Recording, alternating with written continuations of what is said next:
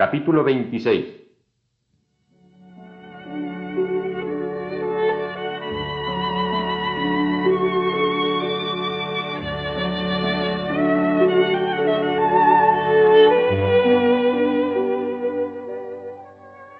De todas las relaciones que existían entre las personas que Montecristo había ido a buscar a París, las únicas que no conocía eran precisamente las de Valentina, la hija del hombre más odiado por el conde, con Maximiliano Morel, el hijo del hombre más querido por Edmundo Dantès. Quizá era la más bonita y la más limpia de las historias de amor que en aquel momento se estaba viviendo en París. Pero estaba a punto de tener un trágico final, porque Valentina iba a ser casada con Monsieur Franz de Épinay, por voluntad de su padre y de su abuela, Madame de Saint-Méran. El esposo de esta, Monsieur de Saint-Méran, acababa de morir de una apoplejía fulminante. Ella había venido sola a París para esperar el féretro del esposo, pero también se había puesto repentinamente enferma. Tenía alucinaciones. Decía haber visto a un fantasma rozar su vaso de naranjada mientras dormía. Pidió un notario para pasar todos sus bienes a su nieta Valentina, exigiendo al mismo tiempo que se realizase inmediatamente el proyectado matrimonio con Monsieur Franz de Épinay. No quería morir sin ver casada a su nieta. Valentina no podía más y salió a pasear por el jardín.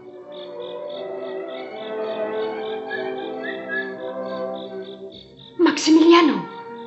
En el rincón más apartado del jardín, en la verja de siempre, se había presentado Maximiliano Morel. Me imaginaba que necesitabais saber noticias de mi casa, pero no estaba segura de que fuerais a venir. He salido a pasear casi casualmente. Pequeña, no podía esperar más. ¿Cuándo piensan casaros? No os quiero ocultar nada, Maximiliano.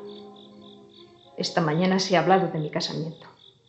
Yo contaba con mi abuela para que estuviese a mi favor, pero se ha declarado encantada de Monsieur Franz, hasta el punto de que en cuanto él llegue será firmado el contrato. Es terrible oír decir eso tranquilamente a la mujer a la que uno ama. Bien, puesto que, según decís, no se espera más que a Monsieur de Épinay para firmar el contrato, puesto que vais a ser su esposa al día siguiente de su llegada, vengo a deciros que mañana lo seréis, porque ha llegado a París esta mañana. ¡No! Sí. Si he venido es sobre todo para preguntaros qué pensáis hacer. Valentina se tapó la cara con sus manos, sollozando. Escuchad, no es la primera vez que pensamos que esta situación iba a llegar algún día. No creo que sea el momento de lamentarse, sino de tomar decisiones y de luchar. ¿Qué me decís? ¿Luchar? ¿Cómo? ¿Cómo puedo luchar yo contra la orden de mi padre y contra los deseos de mi abuela moribunda? Tenéis un corazón demasiado noble para no comprenderme. Y me comprendéis muy bien, querido Maximiliano. Tenéis razón. No me habléis así, Maximiliano. Vos tenéis que comprenderme. Sois el único que me ha comprendido siempre. Eso es lo que estoy diciendo, que os comprendo. No queréis contrariar a Monsieur de Villefort. No queréis desobedecer a la marquesa. Y mañana firmaréis el contrato que os enlazará con Monsieur de Épinay. Es facilísimo de comprender. Pero, Dios mío, ¿qué puedo hacer yo? No me preguntéis. Yo soy muy mal juez en este asunto. Me cegaría el egoísmo y no sabría defender vuestras obligaciones de hija o de nieta tan sagradas para vos. Os hablo en serio, Maximiliano. ¿Qué me propondríais si os digo que estoy dispuesta a hacer lo que vos queráis? Por el amor de Dios, dadme un consejo. ¿De veras lo queréis? Vamos, decid. Escuchad, Valentina. Soy libre. Soy bastante rico para los dos. Os juro ante Dios que seréis mi mujer antes de que mis labios hayan tocado nunca vuestra frente. Podemos esperar hasta que vuestra boda sea irremediable. Entonces vendré a buscaros. Os llevo a casa de mi hermana, que es digna de serlo vuestra. Nos embarcamos para Argel, para Inglaterra o para América. O nos retiramos a alguna provincia hasta que nuestros amigos hayan vencido la resistencia de vuestra familia. ¿Seríais capaz de defenderme contra todos? Ya no soy ningún niño, Valentina. Vuestro padre puede ser el procurador de justicia del rey de Francia, pero en América poco iba a poder con nosotros. A vos sí que tengo que preguntaros si seréis capaz de abandonarlo todo. En esta casa no hay nada mío, nada que me importe. Olvidaba al abuelo Notier. No puedo abandonarle, Maximiliano. Soy la... No le abandonaréis. Monsieur Notier parece tenerme simpatía. Antes de huir se lo diréis todo. Estoy seguro de que estará de acuerdo y eso os animará. Una vez casados, se vendrá con nosotros y habrá ganado en mí a un hijo. Aprenderé también ese lenguaje de signos. Seremos felices. Ya lo verás, Valentina. Eso es lo que os ofrezco, en lugar de la tristeza que os espera si no tomáis esta decisión. De acuerdo. Pero una cosa. Si por un accidente o por cualquier motivo se retrasase mi boda con Monsieur Franz, esperaréis. Os lo juro. Pero os lo juro si vos me juráis que no vais a casaros con ese hombre. Que aunque os arrastren delante del magistrado o hasta el mismo altar, diréis siempre que no. Os lo juro, Maximiliano, por lo más sagrado que ha existido para mí. Por mi madre, que nos estará viendo desde el cielo. Esperemos, pues. Hay otra cosa. ¿Cómo sabré yo que...? Por el notario de Jam. Le conozco. Y por mí misma. Os escribiré, estad seguro. Entonces, ya está todo dicho. Pero, si no podéis evitar esa boda, vendré. Subís a la tapia en mis brazos y saltáis conmigo. A la puerta del cercado nos esperará un carruaje. Os llevo a casa de mi hermana y allí, desconocidos de todos, resistiremos hasta que podamos casarnos o nos marchemos fuera de Francia. ¿Qué os voy a decir? Todo lo que hagáis está bien hecho. Adiós. Hasta pronto. Adiós, Valentina. Voy a estar todo el tiempo pensando en vos. Adiós. Morel esperó hasta que la figura de la joven se perdió entre las plantas del jardín. Luego volvió a su casa. Esperó toda la tarde y todo el día siguiente sin recibir nada. Por fin, a las 2 de la tarde del tercer día, recibió el siguiente billete. Lágrimas, súplicas, ruegos. Todo ha sido inútil. Ayer estuve 2 horas en la iglesia de San Felipe rezando con toda mi alma. Pero el contrato se firma esta noche a las 9. No tengo más que una palabra, como no tengo más que un corazón. Los 2 son vuestros. Esta noche, a las 9 menos cuarto, en la reja. Vuestra mujer, Valentina.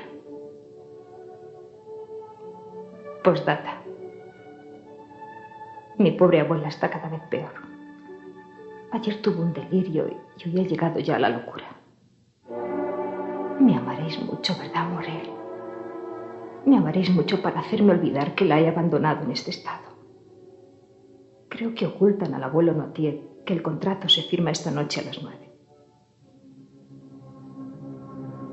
Morel no se contentó con los informes de aquel billete y fue a casa del notario de Scamps, quien le confirmó que esa noche se firmaría el contrato.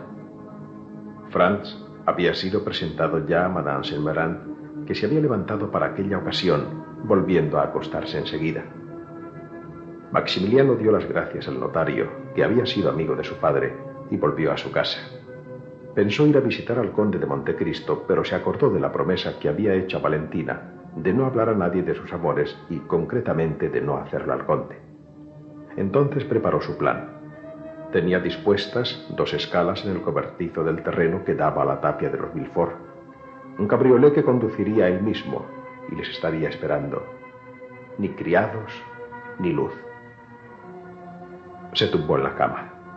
Intentó leer, pero el pensamiento se le iba siempre al momento en que sobre aquella tapia tomaría en sus brazos, temblorosa y abandonada, a aquella mujer que adoraba y de la que solamente había llegado a tocar una mano. Volvió a coger el libro y volvió a dejarlo para dibujar una vez más su plano, sus escalas y su huerta.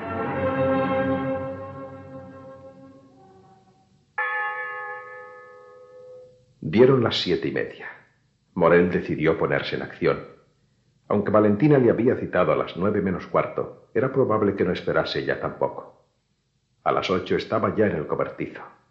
Había ocultado el caballo y el cabriolé en otro cobertizo medio derrumbado cerca del suyo y se sentó a esperar. Poco a poco fue oscureciendo. A las 8:30 Morel se levantó. Salió de su escondite y, temblando de nervios, se acercó a la reja. No había nadie. Estuvo esperando una media hora. Volvía a su escondite, salía, paseaba, volvía a la reja. Siempre nadie. Esperaba ver aparecer en cualquier momento el vestido blanco. Había anochecido totalmente. Cada ruido, cada rumor le parecían los pasos de Valentina. De pronto se encontró hablándose a sí mismo. Las 9:30. Es imposible que dure tanto firmar un contrato. ¿Qué estará sucediendo allá arriba, Dios mío? Claro. ¿Cómo no se me había ocurrido antes? O se ha desmayado cuando venía hacia aquí, o la han descubierto. Pero de todas maneras, me necesita. Una hora más tarde Maximiliano no pudo esperar más. Trepó a la tapia y de un salto estuvo en el jardín. Estoy en casa del procurador del rey. Y he entrado escalando. Bah, ya es tarde para volverse atrás.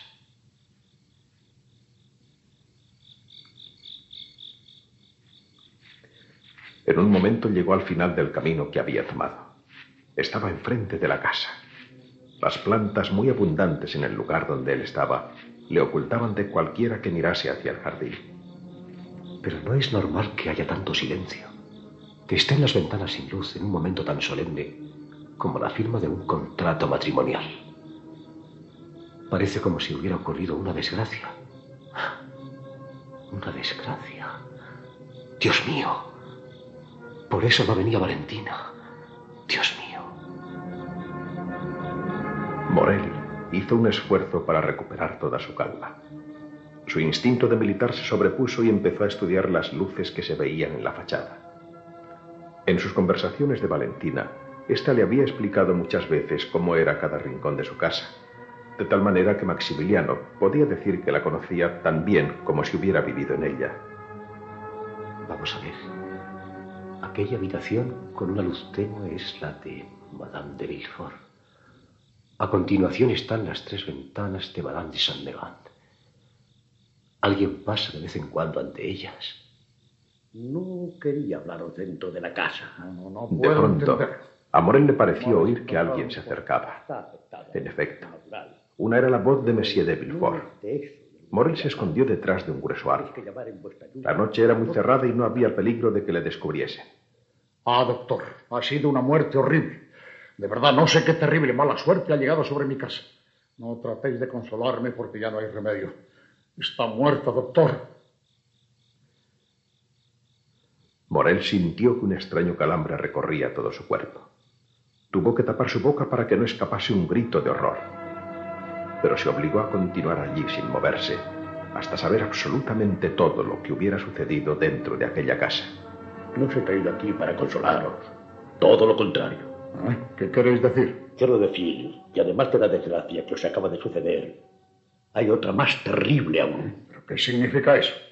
¿Qué me queréis decir, doctora Benigni? Madame de Saint-Méran era sin duda de bastante edad, pero gozaba de muy buena salud. El mismo extraño calambre volvió a recorrer el cuerpo de Morel. Se dio cuenta de que había estado temblando y que todo su cuerpo estaba empapado en sudor. He seguido minuto a minuto la agonía y he estudiado atentamente todos los síntomas. Sí, y habéis hallado que era tétanos, como habéis dictaminado en el acta de defunción. Sí, eso es lo que he dicho delante de todo el mundo. Pero ahora estamos solos. ¿Qué me vais a decir? Los síntomas de la muerte por tétanos y por envenenamiento de materias vegetales son muy parecidos. Conozco la importancia de lo que estoy diciendo y el carácter de la persona a quien se lo digo. ¿Habláis al amigo o al magistrado? En este momento, al amigo. Por eso os digo que he firmado la muerte por tétanos. Pero si lo creéis necesario como magistrado o también como amigo, estoy dispuesto a hacer una autopsia y a afirmar que ha sido envenenamiento, como lo ha sido en realidad.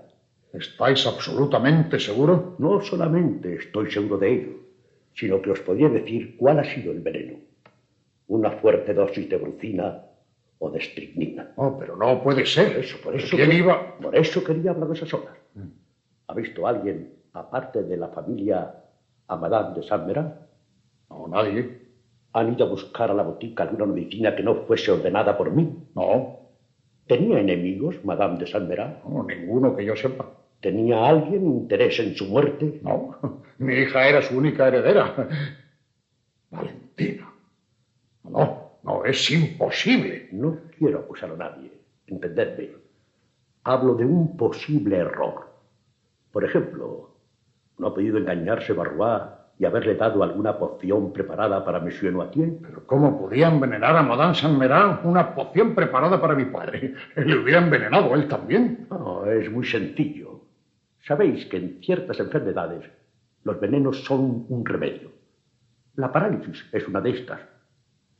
Hará unos 3 meses que después de haber hecho todo cuanto podía para devolverle el movimiento y la palabra a Monsieur Noirtier, me decidí a intentar el último medio, el tratamiento por la brucina.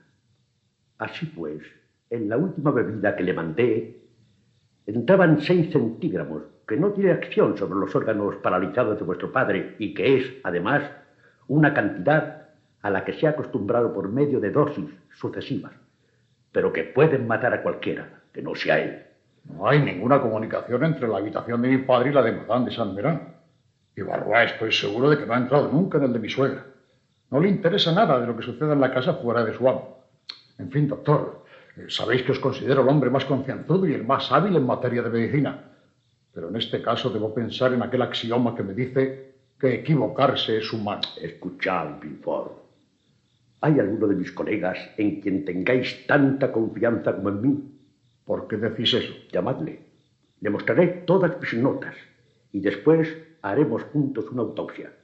Si es amigo vuestro, os dirá lo mismo que yo. Si ha sido por un descuido, amigo Villefort, vigilad a vuestros criados. Si ha sido por odio, vigilad a vuestros enemigos. ¿Qué me estáis proponiendo? Desde el momento en que otro, además de vos, doctor Avrigny, conozca este asunto, sería necesario un proceso. Y un proceso en el que yo esté interesado es algo que no me conviene en absoluto. Aunque si me lo exigís, lo haré. Mi rectitud así me lo ordena, aunque fuese un golpe terrible para mi casa. Imaginaos que un magistrado que ha llegado hasta mi altura tiene forzosamente muchos enemigos. Los míos son numerosos y se pondrían a saltar de alegría. Mi esposa y mi hija... amigo, mi primer deber es la humanidad. Hubiera salvado la vida a Madame de Saint-Méran si la ciencia lo hubiera podido hacer. Pero una vez muerta, me consagro a los vivos. Deje pues este asunto en secreto. Si alguien llega a sospechar, permitiré que su muerte se achaque a mi ignorancia.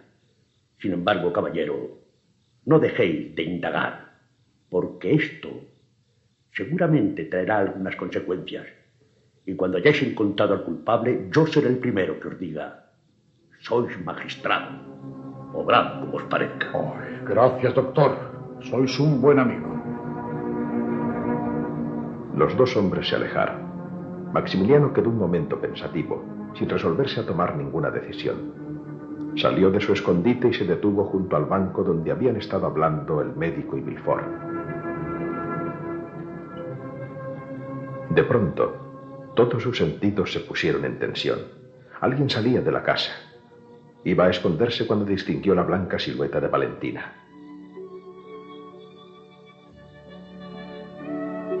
Se había colocado un chal oscuro sobre los hombros y miraba a uno y otro lado antes de decidirse a cruzar hacia el jardín. Morel esperó a que estuviese cerca. ¡Shh! ¡Valentina! Maximiliano, ¿qué hacéis aquí? Estaba nervioso por vuestra tardanza y no pude esperar más. Ha sucedido una cosa terrible. No tenéis que explicarme nada. He oído a 2 personas que pasaban hablando de la muerte de vuestra abuela.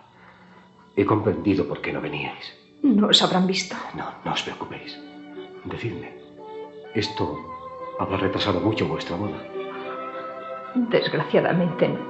¿Cómo? Mi abuela, agonizando, dijo que su última voluntad era que mi matrimonio se realizase lo antes posible sin esperar luto alguno. Y ella creía hacerme un gran favor. ¿Y el compromiso? Quizás se firme mañana o pasado, en cuanto enterremos a Madame de Saint-Méran.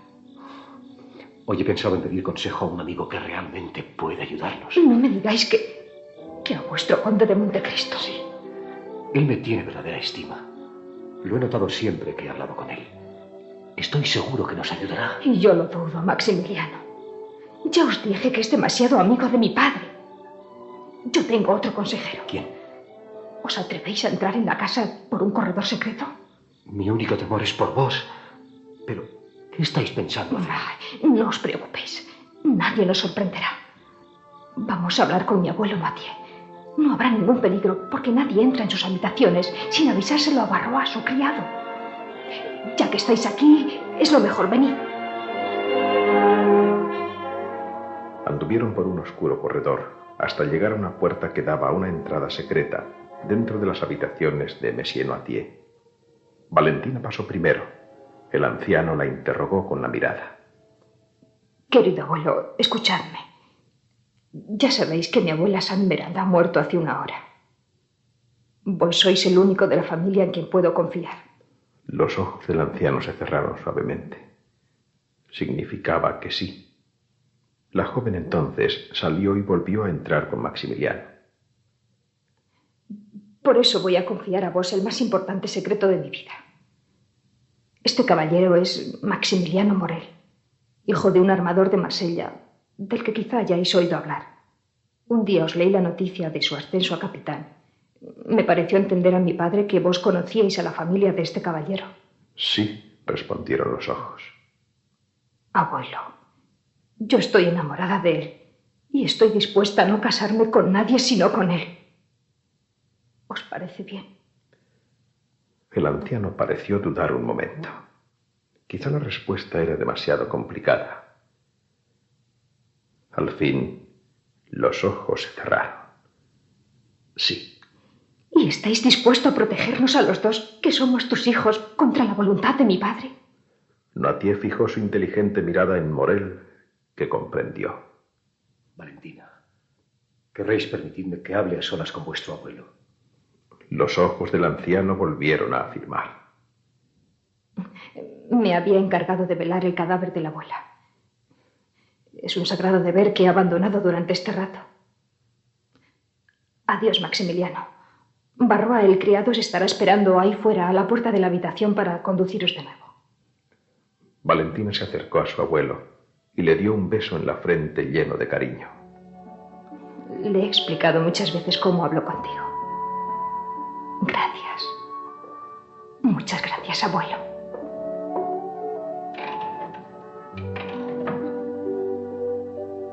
En primer lugar, permitidme que os cuente quién soy yo, cómo amo a Valentina y qué es lo que pienso hacer respecto a ella.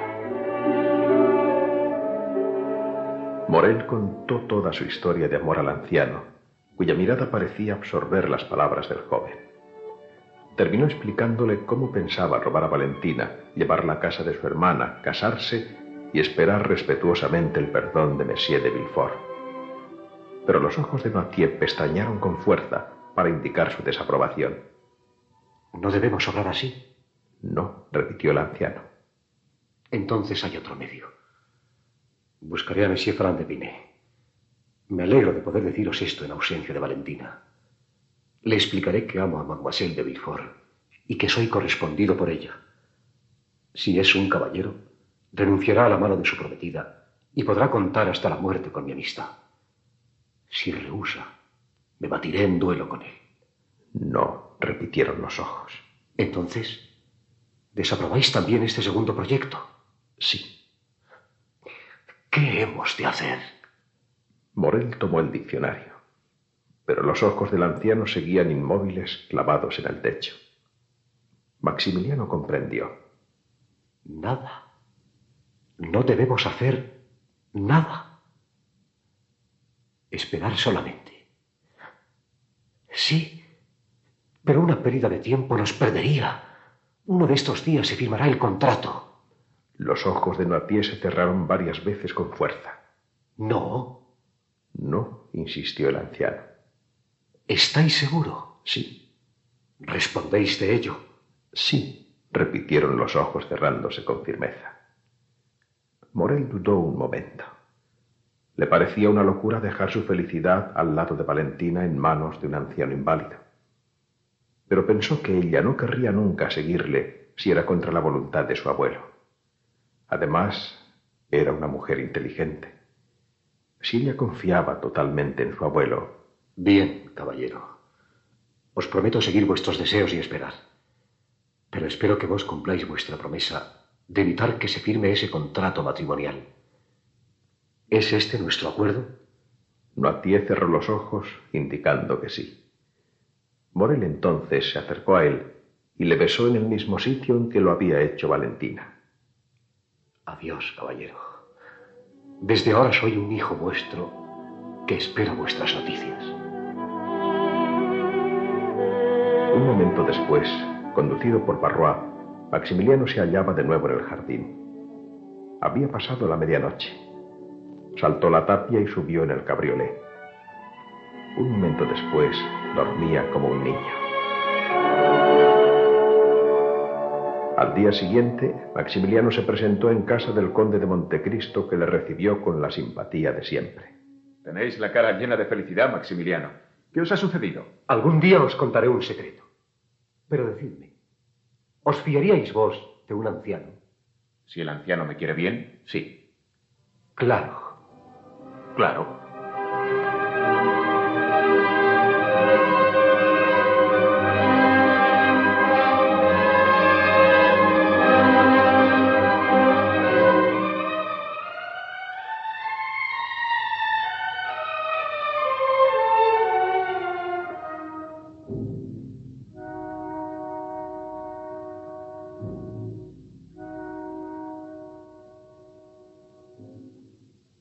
Han escuchado ustedes el capítulo correspondiente al día de hoy de El Conde de Montecristo, de Alejandro Dumas, en adaptación de Jesús Yagüe.